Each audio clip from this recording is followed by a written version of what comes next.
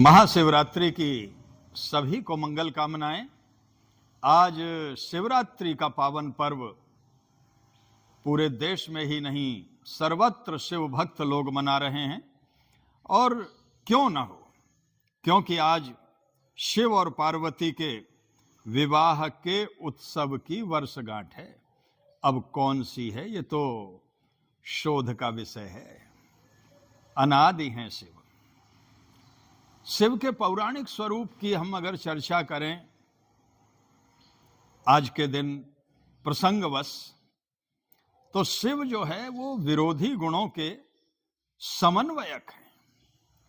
शिव इसलिए शिव हैं क्योंकि हमारे धरातल पर जो अशुभ है, अमंगलकारी है, वह उस परम सत्ता के धरातल पर जाकर मंगलमय हो जाता है।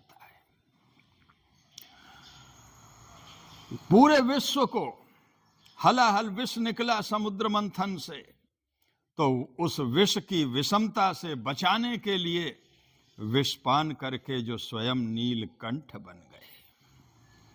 सर्प और बिच्छू जिनसे लोग भय खाते हैं, वो तो मृत्युंजय का श्रृंगार बन गए, गले का हार बन गए। और त्रिगुण निर्मित जो वस्त्र हैं, शिव दिगंबर हैं। क्यों हैं दिगंबर? क्योंकि सतरजतम त्रिगुण निर्मित वस्त्र योगेश्वर के लिए अर्थहीन हो जाते हैं। शिव भस्मांग राग हैं, पूरे शरीर पर भस्म लपेटे रहते हैं। क्यों लपेटे रहते हैं, जरा विचार करें। क्योंकि संसार की सारी वस्तुएं भस्मीभूत होकर के एक रूप हो जाती हैं। शिव त्रिलोचन हैं। ये तीन नेत्र मालूम है क्या हैं? सूर्य, चंद्र और अग्नि। इसीलिए भगवान शिव जो हैं वो चंद्र के समान शीतलता प्रदान करते हैं, जगत को आनंद देते हैं। और सूर्य के समान अज्ञान रूपी अंधकार को विनष्ट करते हैं। और अग्नि के समान कामादि जो दोष हैं उनके दाहक हैं शिव।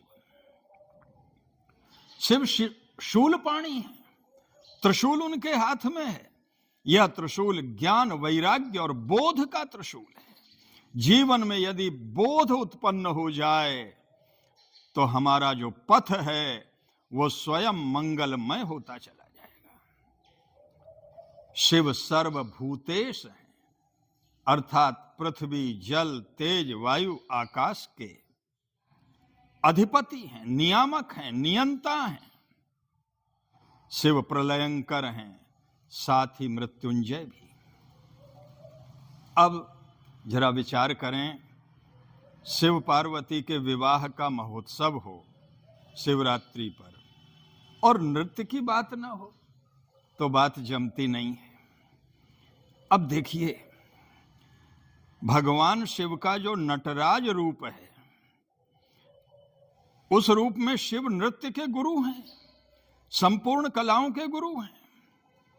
शिव ने आनंद में जो नृत्य किया उसे तंडु मुनि ने याद कर लिया, और तंडु मुनि के द्वारा प्रवर्तन किए जाने के कारण से ही उसे तांडव कहते हैं। तांडव आनंद और एकाग्रता का नृत्य है। एकाग्रता से ही साधक साधना करता हुआ साध्य तक पहुंच सकता है।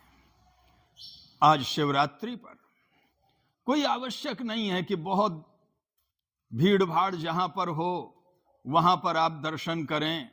कहीं एकांत वन में जाकर के शिवलिंग स्थापित करके और भाव के साथ में अगर आप जो भी निवेदित करते हैं, शिव सहज स्वीकार करते हैं। क्योंकि उस एकांत में वह एकाग्रता आ सकती है। जैसे शिव की समाधि लगी थी, वैसे ही मन अगर शिव के दर्शन में, शिव के भाव में समाधिस्थ हो जाए, एकाकार हो जाए, तो भोले बाबा की सब पर कृपा बरसेगी। भगवान शिव का स्मरण करें, ध्यान करें, और जहां भी संभव हो वहां पर शिव का आराधन और दर्शन करें।